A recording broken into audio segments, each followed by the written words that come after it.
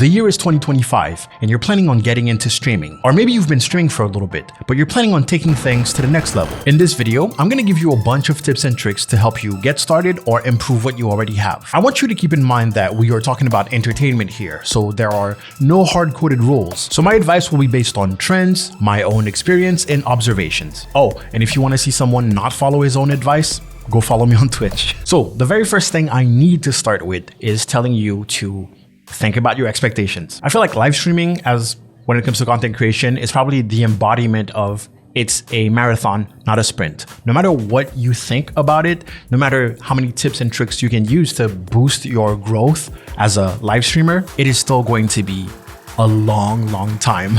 If you're starting to stream right now and your dream is to, I don't know, make a living out of it or go full time, most likely 5 years from now, you're still gonna be live streaming. So breathe, relax. If you have things to learn, take your time. Take your time, don't try to rush anything, and try not to burn out. You may see people become super popular out of nowhere, but you just didn't see all the years that they've been grinding. So don't be discouraged if your experience seems to be a little too slow when it comes to growth. That's what 99.9% of us are experiencing. This one might be a little more practical.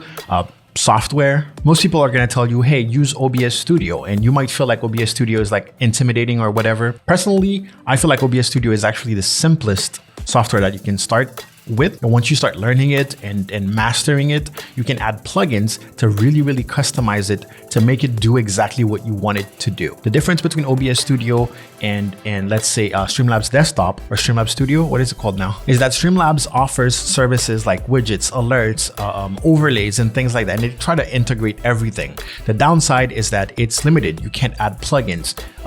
You can't create a plugin that just does new stuff on this software because it is the Streamlabs software.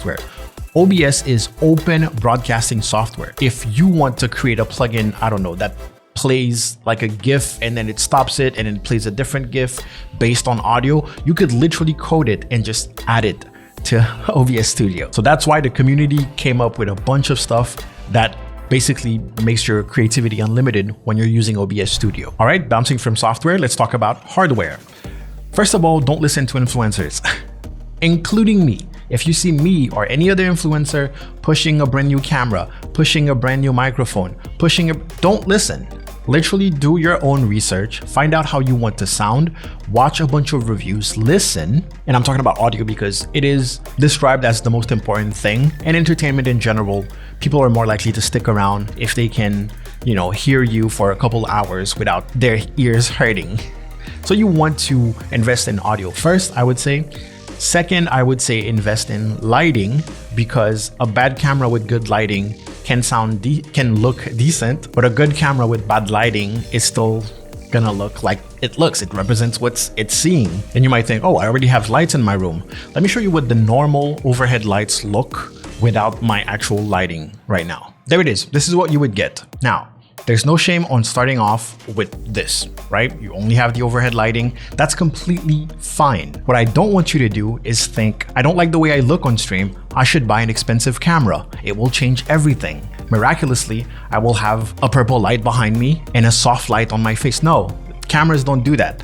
The lighting does that. Now, to go back to the audio, even if you buy an expensive mic, you will need to learn a bunch of tips and tricks to make your mic sound better. Super simple, for example. You see how close I am to the mic? It's because if I start speaking from here, you can hear all the room reverb and it's really bad. And I could be like, oh my God, I need to buy an expensive mic and it's gonna fix that. You just need to learn how to use the mic properly. You need to learn about filters to remove, background noise, and VSTs. Those are little plugins to help you shape the sound of any microphone. I can guarantee you right now that mics like Fifine, Toner, Mauno, those are brands that sell mics for like $25 and can sound amazing. That being said, if you're a tech lover and your whole goal is to buy the newest, fanciest thing and splurge a bunch of money into it, feel free to do that. But don't lie to me and say that, oh, I'm buying this because I want my audio to sound better. You're buying it because it's the cool, shiny new toy. And you might say, oh, it's easy for me to say that because I'm like on this shot already, I'm showing a bunch of name brands, but I've been a full-time content creator for 7 years now. So most of my gear was sent to me for free. Let that sink in. Those are in such random order. Moderate strictly early on. When you're starting to stream, you might think, oh my God, I have one viewer, one chatter. That's precious. I don't want them to leave. So whatever obnoxious behavior they're having, I'm going to have to tolerate it because that's my only chatter. I'm not going to ban my only chatter. Ban that only chatter. You need to build a following to your liking. You need to like the community that you're growing. They need to represent what you want to have as a community early on, because if you let things slide here and there and here and there, you're going to end up making apologies that say, well, I can't really control what my community. Yes, you can. Yes, you can. Sometimes you hear streamers brag about turning a troll into a regular. And it's like, well, you just have a troll in your community. And one day they're going to do some troll stuff, embarrass you, and you're going to say, well, it's not my fault. I can't control. Moderate strictly early on. While we're on the subject, the best way to react to trolls is to not react to trolls. Someone comes to your stream and says something out of pocket immediately. They're looking to see how you react to them saying something out of pocket. So if you react wildly, that entertains them. That serves their purpose. Most likely they're going to come back, which makes you the ideal target because you make it not boring to troll you. So they say something out of pocket, you have a wild reaction, and then you ban them. You're thinking you did great, but if they want more of that reaction, they only have to log in with another account and keep trolling you. So you give another reaction and then it keeps on going. If they're coming from a forum, because troll forums is a thing, they can go back and say, hey guys, this person reacts really wildly to trolls. Let's go. And all of a sudden you have a hate raid and you're wondering, why me? Why would they choose me? What happened? It's because you invited them. And I understand that it's counterintuitive. I'm not trying to victim blame so much. It's counterintuitive to, have something shocking said to you and not reacting, but it's a skill that you're going to have to learn. If you don't address it at all, just ban them silently, move on with the stream. That makes you extremely boring to that troll. And that's what you want. They'll go find another victim. Traffic. Do not be afraid to put yourself out there. Now, the Twitch website, the way it's set up, regulars usually come into the Twitch, click on the following tab, and then check out who's live. Sometimes they'll go twitch.tv and then, they'll take a look around the suggested streamers, but that is rare. That is not common practice. So if you're expecting to just being live all the time and see exponential growth from that, it's not really gonna happen. One thing that I say is that if you get 1 follower per stream, you're lucky. If you get 1 single follower every single stream, you're very lucky. You're probably in the top 0.1% or something if you get 1 follower per stream. Now, let's say that you achieve 1 or 2 followers per stream. That means that in 1 year, you're gonna have less than 1,000 followers.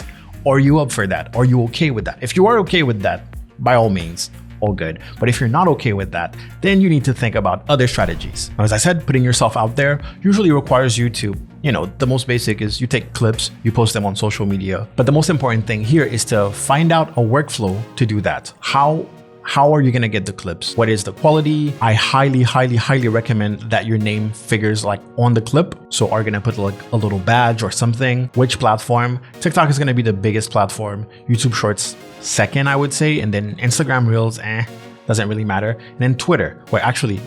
Maybe in that order. TikTok, Twitter, YouTube Shorts, Instagram Reels. And of course the rest, Blue Sky, Threads, all that. So yeah, figure out how you want to clip your stuff and post them. Make it efficient. I think I'll make a video about that soon. I want to go over all the different ways that you can clip stuff and post them on social media. I want to rapid fire a couple ones that most experienced streamers will know. Turn off the viewer count. Whatever you're using that's showing you how many viewers you have while you're live, turn that off. You don't want to know. Why? Because you're supposed to be putting on a show whether you have 10 viewers or 100 viewers. Also, if you do have 100 viewers and it suddenly drops to 50, you don't want that to affect your mood and then affect the stream. It's one layer of stress that you're removing from yourself. Now, this is personal advice from me. Do not have an ending screen. So streamers will be like, well, I'll see you guys later, bye-bye. And they put a screen and it's like stream is ending for a couple minutes before they cut the stream or they raid. In my opinion, cut that out. End your stream on a high note. Say bye, raid out. Try to always raid out, by the way. Always raid out. It's a great way to kind of network and just do something nice for the community and just, pass viewers or lurkers around. You don't absolutely have to raid, but I highly encourage that you end every stream with a raid. If you don't want to be social, which is something that I definitely understand after a stream, you don't want to raid someone and then the person is like, how was your stream? How are you? How have you been? Blah, blah, blah. Raid a big streamer, raid a company, raid them into some esports going on Twitch. Another one, if you're collabing with people, let's say other content creators or just friends, you're on Discord, you're playing games together, that makes the stream more entertaining. So there's more things going on, there's more people speaking, but importantly, you need to look at the camera from time to time or just speak to chat, directly to chat. You need to make an effort to show that you're still willing to entertain. Otherwise, it's just you playing games and being busy, and it doesn't encourage people to engage with the stream. It feels like you're just watching someone being busy, right? Of course, for people who are just here to watch, it's cool. Again, it's more entertaining than if you were solo. But for people who watch small streamers, who like the engagement, who like the interaction, it can feel uninviting, basically. So make sure that even if you're having fun with your friends, if you're live, you are streaming. So make that scene, right? Little things like, hey, chat, did you see that? Hey, oh, clip that, chat. How's it going, guys? Yeah, we're doing this, just engage a little bit. Also, the best case scenario, if you're collabing with other streamers, honestly, is only one person is streaming. It's the best case so that you don't have to be pushed to talk and have to manage a bunch of stuff. But I understand that if you're going to collab with a bunch of live streamers, then most likely you're all going to be streaming. In that case, yeah, push to talk, a need, and again, engage with the viewers from time to time, even if no one is speaking in chat. Most likely no one is speaking because of that you looking busy thing. Be ready in case of a hate raid. I previously mentioned hate raids before. Twitch has a bunch of tools to allow you to basically block it if it's happening. They have the whole safeguard. I've never had to use it. I forgot what it's called. But they have a thing where you press one button and it basically turns your stream into sub mode, and I don't know, there's a bunch of stuff basically to prevent mass spamming in your chat, etc. One thing that you don't hear enough is you need to lock your Discord. Let me elaborate. You need to make sure that your Discord is not super easy to join and super easy to spam in. Because something that I've seen over and over again, when people get hate raided, it's not always only on Twitch. Sometimes they get hate raided on Twitch, and at the same time, the mob is trying to ruin all their social media. And if your Discord is open, well, like it happened to me. Like I had to learn the hard way. So make sure that everything is secure, protect yourself. Bells and whistles and what they do for your stream. No matter how many trinkets, widgets, and awesome stuff that you add, you need to remember that you are a broadcaster, you are also an entertainer. So the thing that you should never forget to actually evolve in is your ability to entertain. You definitely want to watch your VODs and listen to how you speak and try to improve, because at the end of the day, you can spend millions of dollars and having all the RGB light in the world. That will not make you a less boring person to watch if you are a boring person in the first place. So the cool overlays, the cool interactives, the cool alerts and all that is great. I'm not going to say that it doesn't help a little bit. It catches the attention, but it only does it for so long. No one's going to be watching 4 hours just because, oh, the room looks good and the overlays are creative. People hate when I say this, but it's true. It's true. Back to advertising. As I said, posting clips is one thing. You can be a little more creative. You can create like little short sketches that talk about your stream. You can be like, hey, come watch my stream. Your imagination, your creativity is the only limit there. That being said, if you can find a gimmick that seems to work and stick to it, it might be the best thing ever. Because if you're advertising on social media followings usually come from the person kind of niching down a little bit. For example, you might be a variety streamer, right? And you play all sorts of games, and horror games happen to be one of the things that you like. Your gimmick to advertise your stream on social media might be just the jump scares. You can be like, okay, on Instagram Reels, on TikTok, I'm only gonna be posting me getting jump scared. But of course, if you're starting out, you wanna test out a bunch of stuff. If the jump scares seem to get way more views than everything else, then I would say just stick to the jump scares. The jump scares are gonna be the advertisement for your channel. It's gonna help you build a following on those social media platforms, and you might get conversion. Now, let me be real with you and kind of shatter your expectations again. Conversion from social media to Twitch, especially, is not as high as you might think.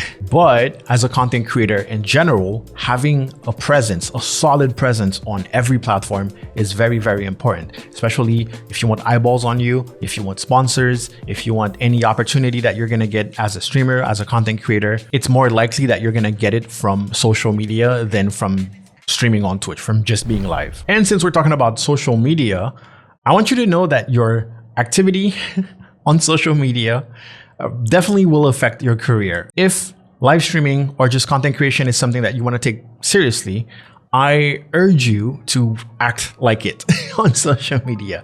It will definitely impact your entertainer career severely. So that might be a good thing. That might also be a bad thing. What I'm saying is that you can't really, depending on what your interests are or your personality, or if it's not compatible with your goals or the companies that you're trying to work with, then yeah, like, what are you doing? Okay. Make an alt account. If you need to fight everyone, if you need to, behave badly on social media. I have personally, and this might sound unfair, but I have personally seen people lose major opportunities because of a quick glance at their Twitter, for example. Scroll down, couple tweets, and oh no. And finally, bonus tip, if you will, have fun. Have fun. Prioritize fun, I would say. None of everything I've been saying here, none of that is worth it if it's not fun. You're gonna see some stream gurus tell you, you gotta get a schedule, you gotta do this. Do you have your checklist? Have you checked your checklist before going live? If it's not fun, don't do it. Straight up. If it's not fun, don't do it. Even if you want it as a career, why would you want it as a job if it's not fun? Just get a regular job. Those are already not fun. Actually, you can find a fun job probably. So when I get people ask me, hey, what games should I play? A game where you have fun. Hey, what time should I stream at? A time where you can have fun, preferably evening, local time, when people are out of work. But it depends on your target audience. Oh, which platform should I do this? Which platform should I do that? The platform where you watch that exact thing. What's the best platform for streaming? The platform where you watch live streams. Where should I post my gaming clips? The platform where you watch gaming clips. Should I upload my raw, unedited VOD to YouTube?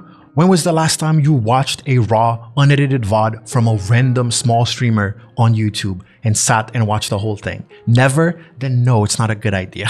I know I give advice for people who are trying to take it seriously and get into this whole content creation grind, but don't forget to be human. The best example that you're going to find is in your own taste. Do things that you would enjoy, that you would want to watch. But again, most importantly, have fun. It's not that serious at the end of the day. All that being said, follow me on Twitch.